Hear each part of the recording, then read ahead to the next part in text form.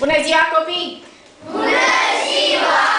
Dar v-ați luat că noi să ne ridicăm în picioare mai mult entuziasm, așa ce sunteți așa cumiți? Așa, ia să vedem cum a început povestea noastră în țara lui Andrei! Odată! Țara lui Andrei! Ok, rimează cu țara lui Andrei! Cum a început povestea noastră în acest proiect?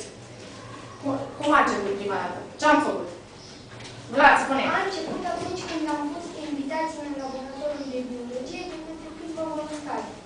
Deci au venit voluntarii aceia să ne prezinte ideile proiectului. Și ce v-a plăcut acolo? Spune Alex, ce ți-a plăcut? Acolo ne-a plăcut în special ce ne-a arătat pe acolo. Pe acolo, da, nu așa oricum. Deci ne-au arătat ce v-a plăcut foarte mult. Cum v-ați? A fost un joc de încălzire și ăla v-a plăcut. Ia să văd cine ne arată jocul. Hai, Edi și Alex. Sus, toată lumea! Hai, sus, să vedem energie, entuziasm. Puneți-vă pe cal și începeți în 3, 2, 1 și...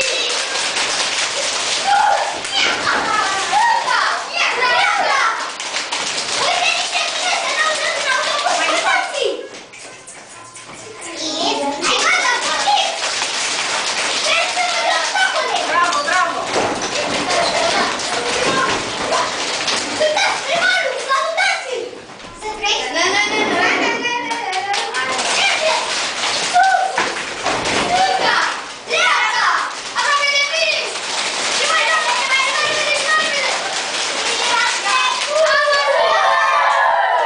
Țara lui Bravo, bravo! Și uite așa a început povestea.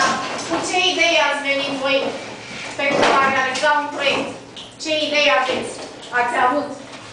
Cu ce propunere ați venit? Puneți acest. Conservatorii, unde să avem tot felul de plante exotice și altele care nu cresc în țara noastră. Deci o seră, o propunere a fost pentru o seră. Altă propunere, la ce v-ați gândit? Că ați avut mai multe idei. Andrei, La film 3D. să facem o sală cu film 3D. E greu, dar poate realizăm, cine știe. Altă idee. Mai spuneți. Să facem o sală cu animale. Cu animale. O sală, o grădină zoologică, vrei să spui. O grădină zoologică e greu pentru că ne trebuie animale. Curtea școlii, curse cu carte. Carte, Da. O zonă de carte. O sală unde să facem o piscină, să învățăm să nadăm. O sală cu o piscină, da, ar fi interesant, dar ne costă mult. O sală de lupte. O sală de sport, da? O sală de sport dotată cu O aparatură. sală de muzică, să învățăm copiii să cânte. Da, sala aceea de muzică și pe lângă muzică, deci cinema, muzică, spectacole de Teatru. teatru. Pe cine am vrut noi? După aceea ne-a venit ideea. De unde ne-a venit ideea acestui proiect pe care îl realizăm noi? Fabian. Pentru că teatrul Colibri nu mai are unde Să-și susțină spectacole. Și știm că acest teatru pentru copii și tineret Colibri din Craiova are spectacole cu premii internaționale, deci e cunoscut și la noi în țară, dar și peste hotari. Da? Și au obținut, am și scris că au obținut foarte multe premii. Da. Și am început, am trecut la treabă. Ce am făcut? Hai, gândiți-vă că am făcut destule. Daria. Asta a fost să ne alegem un nume de... A fost greu să decidem pentru nume. Ce propuneri au fost? Tu ce? Hai, cine își mai amintește? Porta spre... Spre teatru. Vlad. Portalul către artă. Portalul către artă, puțin SF. Tărâmul păpușilor. Tărâmul păpușilor. Da, ați mai avut alte idei? Când a trebuit să alegem un nume, Păpușarii Colibri. Păpușarii Colibri. Cum ne-am numit noi? Inimari pentru păpușari. Acesta e titlul proiectului. Până la urmă am hotărât. Inimari, avem inimari, ia să văd. Inimari pentru păpușari. Bun. Și echipa noastră cum se numește? N-am înțeles. Mici păpușari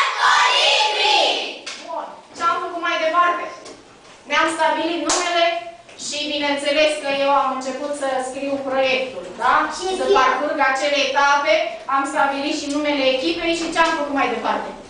Edi. Să scriem adresele de e-mail ca să ne voteze lumea. Deci am trimis invitații către mulți prieteni, cunoștințe. Părinții voștri au trimis? Da! Ce a făcut tatăl tău? A spus tuturor de la serviciu să voteze. Și ce a mai făcut? Că a mai făcut ceva. Ce a făcut Daria? Spuneți ce au făcut și părinții voștri. Pe internet ce au făcut? Eu am făcut la Xerox tot așa făturaș și le-am împărțit oamenii. Deci, Ștefan. Am promovat proiectul pe Facebook. Deci ați promovat proiectul pe Facebook și eu l-am postat pe Facebook, l-ați văzut acolo, da? Da. Pe contul vostru. Am făcut un afiș în care am vrut tot la fel să ne promovăm proiect. Deci cine a făcut afișul? Că v-ați grupat așa într-o echipă, ați desenat și ați scris afișul pe care l-am fotografiat și l-am afișat unde, Rafael? L-am afișat în fața școlii. Bun. Dar înainte de asta, când am zis că intrăm în proiect, am hotărât să intrăm în proiect și să muncim pe mult de muncă. Cu părinții n-am vorbit? Da. Și ce am făcut? Am făcut ședință cu părinții. Îmi pare rău că n-am fotografiat atunci. Nu.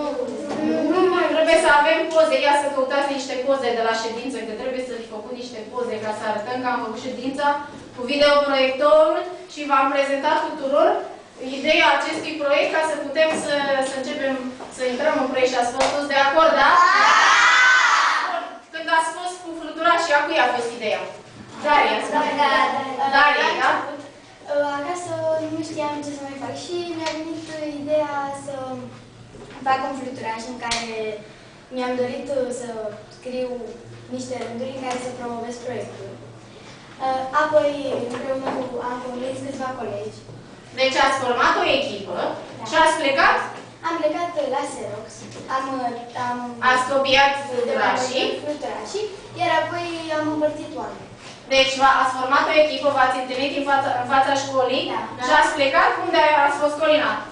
În Bărculeț. Și oamenii cum au reacționat? Unii pozitiv, alții negativ. Și cei care au fost pozitivi ce au făcut? Zi, Valentin. Ne-au votat de pe telefon. Deci aveau telefon mobil și ne-au votat pe loc. Da. Alții probabil că li s-au părut de interesantă ideea sau n-au înțeles. Fiecare înțelege cum vrea. Unii oameni ne întrebau ce să facă și le-am spus că au mai multe detalii acolo și nu știu, era așa entuziasm. Da. Mi-a plăcut ideea și faptul că v-au văzut pe voi așa foarte entuziaști, normal că s-au unit și ei cu copiii aceștia. Da? Unii au reacționat și de negativ încât au arrivat la noi. Aici, întreabă, da. Deci? Mai tare, că nu te aud? Vreau să zic că unii au reacționat atât de negativ încât i-au aruncat la gunoi. Da, deci uite, sunt și oameni care nu țin cont de munca noastră. Asta e, totdeauna trebuie să știți că există și oameni care gândesc pozitiv și oameni care nu reacționează niciun fel, dimpotrivă, chiar negativ. Dar noi nu ne bazăm pe cei negativi, noi mergem mai departe. Ce am făcut mai departe?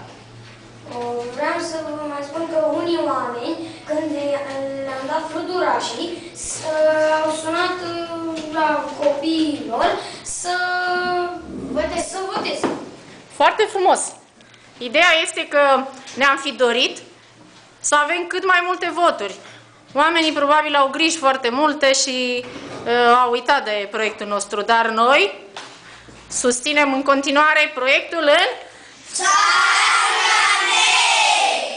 Suntem cea mai tare echipă în țara lui Andrei! Și ce spunem în final? Votați-ne! Am uitat ceva foarte important.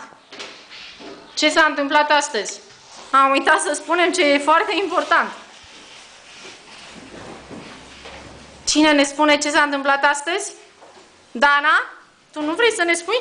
Astăzi au venit cei de la Teatrul Colibri și ne-au prezentat un spectacol, da. V-a plăcut? Da!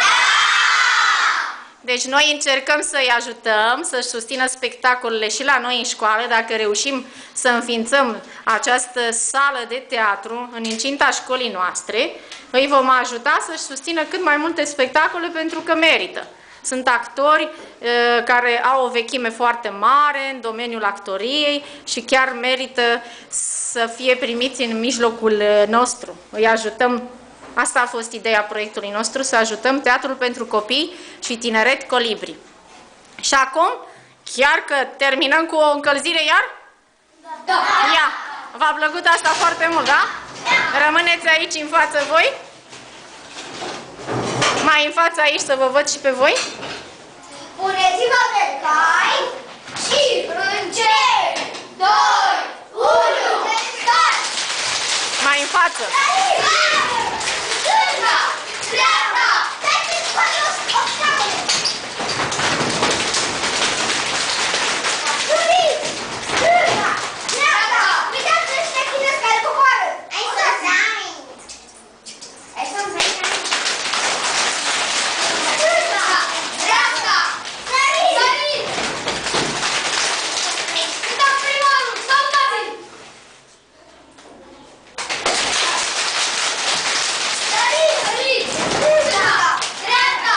Obstacole! Aproape de finish! Hai să și ajuns! Bravo! Ne-am încălzit iar de final, deși e cald afară. Ia să veniți toți aici, că suntem o echipă puternică. Toată echipa aici în față.